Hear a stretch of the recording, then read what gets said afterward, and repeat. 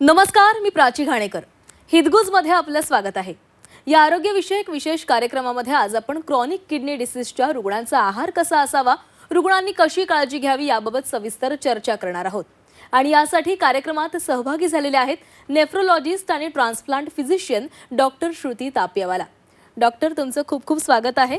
आणि आता मी सुरुवातीलाच डॉक्टरांचा परिचय देखील करून देते. मूत्रपिंडाचे विकार, किडनी प्रत्यारोपण, ट्रान्सप्लांट इम्युनॉलॉजी आणि प्रगत निदान ही श्रुती तापियावाला यांची प्रमुख कार्यक्षेत्र. त्यांनी MBBS ही पदवी संपादित केलेली आहे. तसंच BYL नायर हॉस्पिटल आणि मुंबईच्या TN मेडिकल कॉलेजमधून त्यांनी MD ही पदवी संपादित केली आहे. तसंच नेफ्रोलॉजीमध्ये त्यांनी पदवी संपादित केलेली आहे. किडनी जनजागृतीसाठी कार्यरत असलेल्या नर्मदा किडनी फाउंडेशनचं अध्यक्षपद, परळच्या ग्लेन ईगल्स हॉस्पिटल्स आणि नानावटी मॅक्स रुग्णालयाच्या वरिष्ठ सल्लागार, नेफ्रोलॉजिस्ट असा दांडगा अनुभव त्यांच्या पाठीशी आहे. आणि आता आपण चर्चेला सुरुवात करणार आहोत. डॉक्टर, सुरुवातीचाच माझा प्रश्न असणार आहे. आज आपण जी काही चर्चा करणार आहोत ती संबंधित आहे किडनी आजाराशी. म्हणजे आपण म्हणतो किडनी फेल्युअर झालं असेल तर डायलिसिस करावं लागतं. मग हे डायलिसिस नेमकं का महत्त्वाचं आहे, त्याचे नेमके उपयोग काय असतात किडनीच्या आजारांच्या रुग्णांसाठी, काय सांगाल? एकदा किडनी खराब झाली की किडनीचे जे कार्य असतात, म्हणजे पाणी काढायचे, क्षार काढायचे, कचरा काढायचा, हे सगळं किडनी करू शकत नाही. क्षार आणि कचरा शरीरामध्ये जमा होते, पाणी जमा होते, एक्सेसिव्ह पोटॅशियम जमा होते, हिमोग्लोबिन बनत नाही, BP कंट्रोल होत नाही, हे सगळं होतात पेशंटला. डायलिसिस एक टेम्पररी थेरपी आहे, जे किडनी रिप्लेसमेंट थेरपी सांगतात. ट्रान्सप्लांट आणि डायलिसिस हे दोन्ही थेरपी असे आहेत जे किडनीचे कार्य रिप्लेस करून देतात. डायलिसिस एक टेम्पररी प्रोसिजर आहे, कारण ह्याने संपूर्ण कार्य रिप्लेस होत नाही, तरी मनुष्य जिवंत राहू शकतो, काम करू शकतो. ट्रान्सप्लांट एकदम उच्चिष्ट वराचं एक ट्रीटमेंट ऑप्शन आहे, पण ज्याला ट्रान्सप्लांट जमत नाही तो डायलिसिस करू शकतो. डॉक्टर, किडनीवर आजार असतील तर आपण डायलिसिस हा उपचार पद्धती सुचवत असतो. मात्र डायलिसिस करताना रुग्णांना त्यांचा चांगला आहार असणं तितकंच महत्त्वाचं आहे. मग हा का महत्त्वाचा असतो? कारण डायलिसिस तर उपचार आहेतच, मात्र आहार योग्य का असावा? जसं मी सांगितलं की डायलिसिस एक पूर्ण थेरपी नाही आहे. डायलिसिसने थोडे कचरे निघू शकतात, पाणी निघते, पोटॅशियम फॉस्फरस कंट्रोल होऊ शकतं, पण जे आपली नैसर्गिक किडनी आपल्याला देते ते कार्य कधीही डायलिसिस देऊ शकत नाही. त्याच्यामुळे पेशंटच्या शरीरमध्ये काही तर कचरा राहून जातो, पेशंटला टेस्ट नसतं, कधीकधी भूक लागत नसते, आणि डायलिसिसवर खूप सारे प्रोटीन्स आणि वॉटर सॉल्युबल विटॅमिन्स लीक होऊन जातात, कारण ते डायलिसिस फिल्टरमधून डायलाइज होऊन जातात कचऱ्याच्या बरोबर. म्हणून हे पुरवठा करायला पाहिजे. पेशंटच्या नॉर्मल आहारने युजली ते पुरवठा होत नाही, आणि डायलिसिसवर एक पेशंटच राहतो. म्हणून त्याला आहारमध्ये संतुलित आहार पाहिजे, ज्याच्यामध्ये विटॅमिन असायला पाहिजे, प्रोटीन असायला पाहिजे, कार्बोहायड्रेट्स, एनर्जी, आणि हे दुप्पट प्रमाणाने पाहिजे. का? कारण खूप सारी एनर्जी आणि प्रोटीन्स डायलिसिसमध्ये लॉस होऊन जातं, म्हणजे नॉर्मल माणसाच्या पेक्षा त्याला जास्त पाहिजे.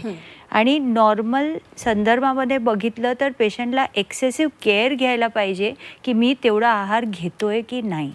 बरोबर. डॉक्टर, तुम्ही आता सांगितलं की आहार का महत्त्वाचा आहे, कारण डायलिसिस सुरू असणाऱ्या रुग्णांना हाय प्रोटीनची जास्त गरज असते, आणि डायलिसिस ज्यांच्यावर सुरू असतो त्यांचं प्रोटीन हे कमी होत चाललेलं असतं. हा कशा प्रकारे तो इम्पॅक्ट होत असतो प्रोटीनवर, काय सांगाल? हे नेमकं कसं घडतं? सर, डायलिसिसचा जो डायलायझर असतं, ते डायलायझरचा जे पोर्स असतात ते त्याच्यामधून ब्लडमधून कचरा तर निघतो, पण प्रोटीन, अमायनो ॲसिड्स निघून जातात. ते अमायनो ॲसिड्सने प्रोटीन बनतात, वॉटर सॉल्युबल विटॅमिन्स निघून जातात. म्हणजे हे निघण्याने आपल्या शरीरामध्ये एक कुपोषण होऊन जातं, कारण तेवढा पुरवठा नाही केला तर शरीरामधून ते नेगेटिव्ह बॅलन्समध्ये जाते. एक कॅटाबॉलिक स्टेट सांगतात आणि एक इन्फ्लमेटरी स्टेट सांगतात. म्हणजे मॅलन्यूट्रिशन, कुपोषण, इन्फ्लमेशन म्हणजे सूज, कारण प्रोटीन कमी असल्याने पूर्ण शरीरामध्ये इन्क्लुडिंग आपले रक्तवाहिनी, हार्ट, ब्रेन सगळ्यांमध्ये एक सूज असते, नॉर्मल एन्व्हायरमेंट नसते, आणि त्याच्यामुळे आपला हार्ट, किडनी तर गेलीच आहे, पण हार्ट आणि ब्रेनवर पण असर सुरू होतो.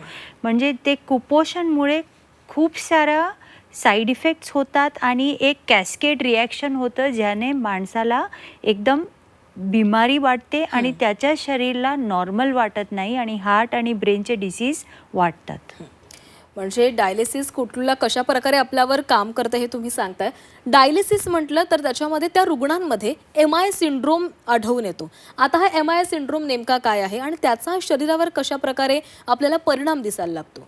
जसं मी सांगितलं, कुपोषण म्हणजे मॅलन्यूट्रिशन, दॅट इज M. आय म्हणजे इन्फ्लमेशन आणि एथरोस्क्लेरोसिस, दॅट इज मिया सिंड्रोम.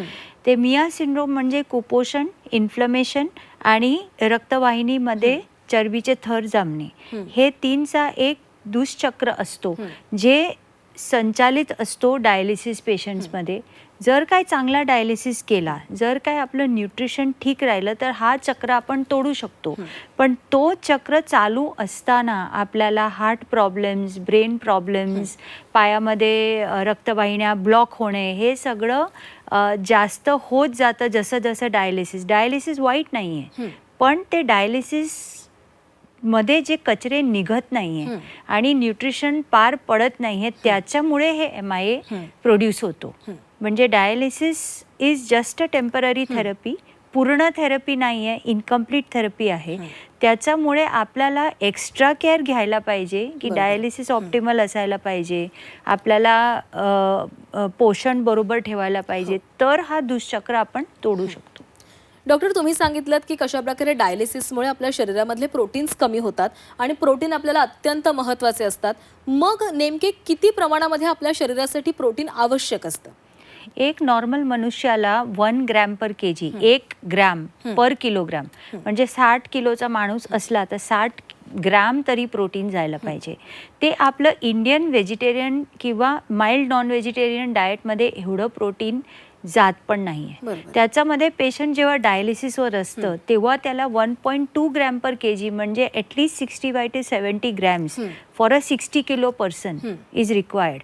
म्हणजे तेवढं प्रोटीन जाणं म्हणजे आम्हाला पेशंटला डायटिशियनकडे पाठवावं लागतं की बाबा तुम्हाला एवढं प्रोटीन जायला पाहिजे आणि रोजच्या जेवणमध्ये काय काय असं खावं की तुम्हाला एक्स्ट्रा प्रोटीन भेटणार. त्याच्या ॲडिशनमध्ये आम्हाला विटमिन्स, कार्बोहायड्रेट्स, एनर्जी हे सगळं संतुलित करून द्यावं लागतं. एखादा माणूस एकदम प्रोटीनच खायला बसेल तर त्याला अपच होऊन जाणार. तर ते आम्हाला लक्षामध्ये ठेवावं लागतं. कधी कधी माणसाला भूक लागत नाही कारण डायलिसिस कम्प्लीट थेरपी नाही आहे, तर त्यांना नॉशिया, वॉमिटिंग, मळमळ होणं. कधी कधी आम्हीच त्यांना रेस्ट्रिक्शन देतो की तुमचं पोटॅशियम हाय आहे, तुमचं फॉस्फरस हाय आहे, पाणी जास्त प्यायचं नाही आहे कारण किडनी पाणी काढत नाही आहे, आम्ही डायलिसिसवर काढतो. तर ह्या रेस्ट्रिक्शनमुळे पण पेशंट्स जेवू शकत नाही. म्हणजे त्यांना सांगून सुद्धा ते संपूर्ण करू शकत नाही, तशी स्थिती होते. मग आम्हाला त्यांना काउन्सेल करावं लागतं की बघा तुमचं हे प्रोटीन जात आहे तर ह्या प्रमाणे, म्हणजे कधी पनीर खाल्लं, अंडी आहेत, डाळं आहेत, कडधान्य आहेत, सोयाबीन्स आहेत, या सगळ्यांमध्ये प्रोटीन जास्त होतं. मग आम्ही आणि डायटिशियन्स भेटून एक प्लॅन बनवतो पेशंटसाठी आणि ते आम्ही फॅमिलीला एक्सप्लेन करतो की कसं तुम्ही स्प्रेड आउट करून ते प्रोटीन दिवसामध्ये देऊ शकतो. डॉक्टर, तुम्ही सांगितलं की प्रोटीन कशा प्रकारे दिलं पाहिजे, कशा प्रकारे तुम्ही ते आपल्या आहारामध्ये इन्क्लूड करू शकता हे सांगितलंय. पण ज्याप्रमाणे तुम्ही सांगितलं की डायलिसिस करताना भूक कमी लागते, म्हणजेच आहार तितक्या प्रमाणामध्ये आपल्या शरीरामध्ये जात नाही. मग रुग्णांना अनेक अडचणींचा सामना करावा लागत असेल. मग अशा काय काय केसेस तुम्ही अनुभवलेल्या आहेत? काय नेमक्या अडचणी रुग्णांना असतात? पेशंट्सला फर्स्ट अँड फॉरमोस्ट आम्हीच अडचण असतो कारण आम्ही सांगतो की पोटॅशियम तुमचं जास्त आहे, फॉस्फरस जास्त आहे, हे खाऊ नका, ते खाऊ नका. शेवटी पेशंट आम्हाला विचारतो की डॉक्टर आम्हाला डायबिटीज आहे, BP आहे, डायलिसिस आहे, मग खाऊ काय? मग ते एक मेन अडचण आहे. डायलिसिस कम्प्लीट थेरपी नसून आम्ही किडनीवर रिलाय करू शकत नाही की काहीही खाल्लं बरोबर साफ होऊन जाणार. म्हणजे we have to tell them in particular terms की हे भाजी बनवली तर अशीच बनवायची आहे, पोटॅशियम जास्त आहे तर पाणीमध्ये बुडून ठेवा, त्याला ते पाणी टाकून द्या. म्हणजे एकदम लेबर इंटेन्सिव्ह होऊन जातं. म्हणजे आम्हाला असं वाटतं कधी कधी की आम्ही पेशंट्सला सांगतो की तुम्ही घाबरू नका, सगळं लिबरल करून टाका, जे खायचं ते खा. एकदम डेंजरस वस्तू असेल त्याची आम्ही लिस्ट देतो. आणि कधी कधी आम्ही असं पण करतो की तुम्ही लिबरल डाएट घ्या, जे खाताय ते आम्हाला सांगा, डायलिसिसमध्ये आम्ही ॲडजस्ट करून काढून टाकू. That is one way of doing it.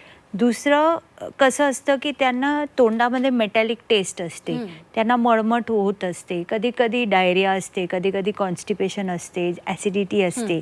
ह्याच्यामुळे आपण नॉर्मल आहार ते लोक खायला कोशिश केली तरी जात नाही. बरोबर. म्हणजे हे थोडी अडचणं आहेत ज्याच्यामुळे लोकांना बरोबर आहार जात नाही.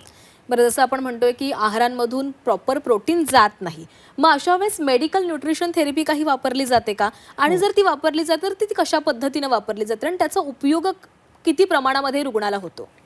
आपले जे किडनी फेलियर असतात त्याचे व्हेरियस स्टेजेस असतात. Stage 1 to stage 5. Stage 1 to 5, stage 1 to 4 मध्ये डायलिसिस नसतं. त्यावेळेला आम्ही त्यांना लो प्रोटीन डाएट सांगतो, कारण जास्त प्रोटीन किडनीला हानिकारक असते. तर तेव्हा पण पेशंट्स ते पाळू शकत नाही. तर कधी कधी दोन्ही स्टेजेसमध्ये 1 टू 4 आणि 5 ह्याच्यामध्ये आम्ही सप्लिमेंट्स देतो. म्हणजे प्रोटीन सप्लिमेंट्स देतो ज्याच्यामध्ये संतुलित एक बॅलन्स्ड केमिकल फॉर्म्युला असते, ज्याच्यामध्ये पोटॅशियम कमी असते, फॉस्फरस कमी असते, एकदम कमी पाणीमध्ये घ्यायचं असतं आणि एकदम प्रोटीन डेन्स असतं. एसेन्शियल अमायनो ॲसिड ज्याला सांगतात आणि हाय बायोलॉजिकल व्हॅल्यू प्रोटीन्स हे असतात त्या पावडरमध्ये. आणि ते केमिकल फॉर्म्युला आम्ही पेशंट्सला देतो. आणि हे मेडिकल न्यूट्रिशन थेरपी 2 प्रकाराचे असतात. पावडर पण येतात आणि रेडीमेड पण येतात. तर कधी कधी डायलिसिस पेशंट्सला आम्ही रेडीमेड कॅन्स देतो. आपले कसे कोक असतात आणि सॉफ्ट ड्रिंक्स असतात तसे कॅन्स येतात. तर it is like a milkshake. तर ते मिल्कशेक ते डायलिसिसवर पिऊ शकतात आणि it gives them the daily requirement. म्हणजे 1.2 gram per kg per day सारखं आम्ही त्यांना विटामिन हे प्रोटीन्स देऊन टाकतो. त्याच्यामध्ये विटामिन्स असतात, त्याच्यामध्ये हाय बायोलॉजिकल व्हॅल्यू प्रोटीन्स असतात, कार्बोहायड्रेट्स असतात, एनर्जी पण असते. कारण हे सगळ्या डायलिसिस वगैरेमध्ये एक कॅटाबॉलिक स्टेट आहे, शरीराला खूप एनर्जी लॉस असते. तर ते एनर्जी रिप्लेस करायला पाहिजे. कधी कधी आम्ही एकदम सिम्पल वस्तू करतात, जशी आपली महाराष्ट्राची चिकी आहे, म्हणजे ग्राउंडनट्स आहे, गुड आहे, हे फुल प्रोटीन आणि एनर्जी बार आहे. तर हे पण कधी कधी आम्ही त्यांना डायलिसिसवर खायला देतो की हे तुमचं दिवसाभरचं प्रोटीन आणि एनर्जी झालं. नंतर जे काय तुम्ही खाऊ शकता ते खा, पण सप्लिमेंटमुळे हे पावडर्स पाणीमध्ये टाकून, आणि पाणी एकदम कमी लागतं ह्याच्यामध्ये, मग आपल्या डायलिसिस पेशंट्सला ते बरोबर पडतं. डॉक्टर, तुम्ही सांगताय की आहार किती महत्त्वाचा आहे, प्रोटीन किती महत्त्वाचं आहे. आता या सगळ्या उपचार केल्यानंतर जर शरीरामधलं प्रोटीन योग्य प्रमाणामध्ये त्या रुग्णाच्या शरीरामध्ये आलं तर मग त्याच्या आरोग्यावर कसा परिणाम दिसतो? ती सूज कमी होते का, किंवा त्याला जे काही साईड इफेक्ट्स इतके दिवस जाणवत आहेत ते कमी होतात का? तर एक तर आपण हेल्दी राहण्यासाठी आपल्या शरीराला स्वच्छ राहायला पाहिजे, त्याला चांगलं पोषण पाहिजे, आणि जे पोषण दिलं ते अब्झॉर्ब व्हायला पाहिजे. हे 3 वस्तू असतात ज्याने ते शरीर तो पोषण घेऊ शकतो आणि त्या पोषणचा चांगला वापर करू शकतो. तर आपण जेव्हा चांगला डायलिसिस दिला, that is the first and the primary thing to be done, की डायलिसिस बरोबर चालतंय की नाही. डायलिसिस एकदम चांगलं झालं की शरीर शुद्ध राहतो. शरीर चांगलं राहिलं की माणसाला भूक लागतेच. आणि कसं आहे की आपली किडनी 24 तास काम करते, 7ही दिवस काम करते, पण डायलिसिस कोणीही 7ही दिवस 24 तास घेत नाही. तर ते मॅक्सिममच्या मॅक्सिमम किती देऊ शकतात ते द्यायला पाहिजे. आता आमच्याकडे सोफिस्टिकेटेड मशीन्स आहे ज्याने जास्त कचरा निघू शकतो, तर आम्ही पेशंटला त्याच्यावर टाकतो. म्हणजे एक बाजूला शरीर शुद्ध करण्याची प्रक्रिया असते, दुसऱ्या बाजूला एकदम ऑप्टिमल न्यूट्रिशन देतो आम्ही, आणि मेडिसिन्स वगैरे ॲडजस्ट करतो. ह्याने पेशंटला एक ओव्हरऑल वेलबिंग येते. कारण ही स्टार्ट्स फिलिंग स्ट्रॉंग. त्यांना असं वाटतं की आता मी काम करू शकते, घराचं सगळं काम लोक करू शकतात, हाऊस होल्ड वर्क. आमचे किती पेशंट्स आहेत ते आम्हाला सांगतात की आता मला बरं वाटतं, आता मी घरी लोणचं बनवणार आहे, तुमच्यासाठी आणू का, तसं. म्हणजे you want a feeling of wellbeing which comes. एक क्वालिटी ऑफ लाईफ इम्प्रूव्हमेंट होते, एक मॉर्बिडिटी आणि मॉर्टॅलिटी रिड्यूस होते, कारण ज्याच्यामध्ये प्रोटीन कमी असतं आणि मॅलन्यूट्रिशन, इन्फ्लमेशनचा चक्कर चालू असते, त्यांना घडी घडी हॉस्पिटलमध्ये ॲडमिट होण्याची वेळ येते. का? कारण त्यांना शरीरामध्ये कुठे इन्फेक्शन आहे, कुठे हार्ट अटॅक आला आहे, कधी ब्रेन अटॅक आला आहे, कधी त्यांना वॉमिटिंग सुरू झाल्यात. हे सगळ्या प्रकार एकदाचं न्यूट्रिशन आणि डायलिसिस प्रॉपर झालं की मॉर्बिडिटी म्हणजे बिमारी कमी होतात आणि मॉर्टॅलिटी मृत्यूचा रिस्क तो कमी होते आणि ओव्हरऑल हॉस्पिटलायझेशन कमी होऊन जातात. हे तीनही प्रकार झाले की माणूस नॉर्मलसी फील करू शकतो. म्हणजे एक optimal dialysis, optimal nutrition with a proper protein and energy replacement can do wonders. बरोबर. डॉक्टर, गेल्या मघापासून आपण जी काही चर्चा करतोय डायलिसिस बाबत, मुळात डायलिसिस कोणाशी कनेक्टेड आहे तर ते किडनीच्या आजाराशी. जर तुमची किडनी योग्य पद्धतीनं काम केली पाहिजे, आपली किडनी चांगली राहिली पाहिजे, तर तुम्ही काय सल्ला द्याल की कशा प्रकारे आपण काय खाल्लं पाहिजे, कसं राहिलं पाहिजे ज्याच्यामुळे आपली किडनी ही चांगली राहील? किडनी म्हणजे एक अत्यंत आवश्यक ऑर्गन आहे. म्हणजे असं दिसत नाहीये, ऐकण्यामध्ये असं येत नाहीये, पण एकदाची फेल झाली की पूर्ण शरीर ठप्प होतो. किडनी डिसीजेस कशामुळे होतात? आपल्या लाईफस्टाईलमुळे. आणि आजकाल ते राईजवर आहे. ओबेसिटी, हायपरटेन्शन म्हणजे हाय ब्लड प्रेशर, रक्तचाप, diabetes, painkillers, over the counter use. कसं असतं, सगळे लोक कॉर्पोरेट्समध्ये काम करतात, त्यांना टाईम नसते की स्वतःची काळजी घ्या. कधी कधी हेडेक्स होतात, कधी कधी BP असते, पण ते चेक करण्याचं टाईम नसते. हेडेक झालं की लोक पटकन गोळ्या घेतात आणि ते घेण्यामुळे किंवा कुठे दुखत असलं तर डॉक्टरकडे जायचं टाईम नाही आहे. काहीही प्रोसेस्ड फूड खातात, कारण घरून डबा घेऊन जात नाही आहे, कॅन्टीन्समध्ये खातात, बाहेर जाऊन खातात. स्मोकिंग, अल्कोहोल हे सगळे लाईफस्टाईल रिलेटेड डिसीज आहे ज्याच्यामुळे किडनी डिसीजची वाढ होत आहे. म्हणून दरवर्षी दुसऱ्या गुरुवारी मार्चमध्ये वर्ल्ड किडनी डे साजरा केला जातो. हे कशाला साजरा केला जातो की आपल्याला अवेअरनेस स्प्रेड करायची आहे की kidney disease is on the rise. असं सांगितलं जातं की 4 मनुष्यापेक्षा 1 मनुष्यामध्ये किडनी डिसीज असणार आजच्या जमान्यामध्ये, कारण ते लाईफस्टाईल एवढी खराब झाली आहे. मुलांना देखील lifestyle related kidney failures, heart failures होत आहेत. याला कसं नाही होऊ द्यायचं. फ्रेश फ्रूट्स आणि व्हेजिटेबल्स घ्यायचे, रोजच थोडी एक्सरसाइज करायची. 30 मिनिट तर 30 मिनिट वॉकिंग करा, योगा करा, काहीही एक्सरसाइज करा, पण 30 मिनिटची रेग्युलर एक्सरसाइज. आपली लाईफस्टाईल सिडेंटरी नसावी. सिडेंटरी म्हणजे एक बाजूला बसून राहतो, फक्त कम्प्युटरवर काम करतो, दिवसभर सोफावर बसून TV बघताय लोक, ते नकोय. पूर्ण दिवस ॲक्टिव्हिटी पाहिजे. जर कोणाचं ऑफिस जॉब असेल तर तुम्ही बसलायत, पण तुम्ही बसलायत एक तास बसा, 10 मिनटं चालून या. स्टेअरकेसेस घ्या, लिफ्ट घेऊ नका. असं करा म्हणजे तुमचं शरीर ॲक्टिव्ह राहणार आणि it will not get a chance to get disease. Sugar आणि BP कंट्रोलमध्ये ठेवा. सॉल्ट, मैदा, शुगर हे 3 व्हाईट पॉइझन्स आहे आजच्या जमान्याचे. जेवढं नसेल तेवढं बेटर आहे. सॉल्ट नाही खाल्ल्याने काहीच होत नाही, शुगर नाही खाल्ल्याने काहीच होत नाही, मैदा नाही खाल्ल्याने काहीच होत नाही. प्रोसेस्ड फूड्स अवॉइड करा. हे आजची जी पद्धत आहे की एव्हरी वीकेंड बाहेर जायचं आहे, सॅटर्डे संडे किचन बंद ठेवायचं आहे, ते सगळं आपल्याला हार्म करतोय. घरात बसून खिचडी खावा, पण असे बाहेर जाऊन तुम्हाला असं वाटेल की मी हे खाऊ ते खाऊ, त्याच्यामध्ये प्रोसेस्ड सगळं असतं. म्हणजे सॉल्ट जास्त असतं, ऑइल चांगलं नसतं, ते ठेवलेलं असतं, उष्ट असतं, कधी कधी त्याला रिफ्राय करून देतात. म्हणजे हे सगळी वस्तू आपल्याला, आपल्या मुलांना पण नको आणि आपल्याला पण नको. ब्लड प्रेशर असेल तर त्याला बरोबर कंट्रोलमध्ये ठेवा. टॅबलेट्स टाईमवर घ्या आणि स्टॉपच करायची असेल आणि डॉक्टरांनी सांगितलं तर BP मॉनिटरिंगमध्ये ठेवा. शुगर असेल तर शुगर टाईट कंट्रोलमध्ये ठेवा. चालेल असं करू नका. ओव्हर द काउंटर पिल्स घेऊ नका. ऑल्टरनेटिव्ह थेरपीज चांगल्या असतात पण ते ऑलवेज सेफ नसतात. तर तुमच्या डॉक्टरकडे चेक करा की मी ही टॅबलेट्स घेते, ही ऑल्टरनेटिव्ह थेरपी आहे, आयुर्वेदिक असू देव, होमिओपॅथिक असू देव, पुडी पावडर असू देव, पण ॲटलिस्ट चेक करून घ्या की ह्या दवाबरोबर इंटरॅक्शन होत नाही, ह्याने माझ्या किडनीला त्रास होणार नाही, काहीही करण्याशिवाय. आणि जे लोक रिस्कवर असतात, जसे ओबीज लोक असतात, डायबिटिक असतात, ब्लड प्रेशरचे पेशंट्स असतात, फॅमिलीमध्ये किडनी डिसीजवाले पेशंट, त्यांनी 6 महिन्याने सगळं बेसिक चेक करून घ्यायचा. एवढं तरी केलं ना तर आपली किडनी सेफ राहणार. डॉक्टरांनी खरं तर अनेक उपचार सांगितलेले आहेत, कशा प्रकारे आपण काळजी घेतली पाहिजे सांगितलेलं आहे. डॉक्टर, किडनीचा आजार झाला की रुग्ण सगळेच घाबरलेले असतात, नातेवाईक घाबरलेले असतात, काय सल्ला द्याल? घाबरायची गरज नाही आहे. आज सायन्स एकदम प्रोग्रेस्ड आहे. जर काही तुम्ही अर्ली स्टेजेसमध्ये किडनी फेलियरला डायग्नोज केलं, ते मी तुम्हाला ऑलरेडी सांगितले की तुम्हाला ब्लड प्रेशर असेल, डायबिटीज असेल, तुम्ही थोडेसे ओबीज असाल किंवा तुमच्या फॅमिलीमध्ये किडनी डिसीजेस आहेत, स्टोन्स आहेत, तर तुम्ही 6 महिन्याने बेसिक्स चेक करायचे. CBC, युरिन रुटीन, क्रिएटिन एवढं चेक केल्याने माहीत पडून जातं की काहीतरी सुरू झालं आहे. काहीही सिम्पटम इग्नोर करू नका. पायावर सूज आली किंवा डोकं दुखते, BP वाढले, तोंडाला सूज दिसते, असं काहीतरी दिसलं, लघवीमध्ये काय फ्रॉद आला किंवा झाग आला, असं काही झालं तर चेक करा.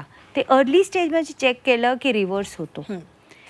स्टेजेस वाढले असतील तरी आमच्याकडे आज दवा अशी आहे की ज्याने आपण ते स्टेज तिथेच रोखू शकतो.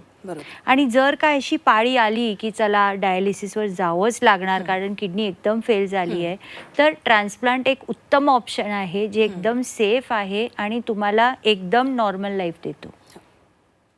नक्कीच. तर डॉक्टरांनी खूपच चांगली अशी माहिती दिलेली आहे. जर किडनीचे आजार व्हावे असं वाटत नसेल तर आपण कशा पद्धतीनं काळजी घेतली पाहिजे आणि जर डायलिसिस होत असेल तर आपण काय आहार ठेवला पाहिजे हे देखील डॉक्टरांनी सांगितलेलं आहे. डॉक्टर, खूप खूप धन्यवाद. तुम्ही झी 24 तासच्या स्टुडिओमध्ये आलात आणि प्रेक्षकांना ही सगळी माहिती दिली. आणि यासह हितगुजमध्ये वेळ झाली इथेच थांबण्याची. पाहत रहा झी 24 तास.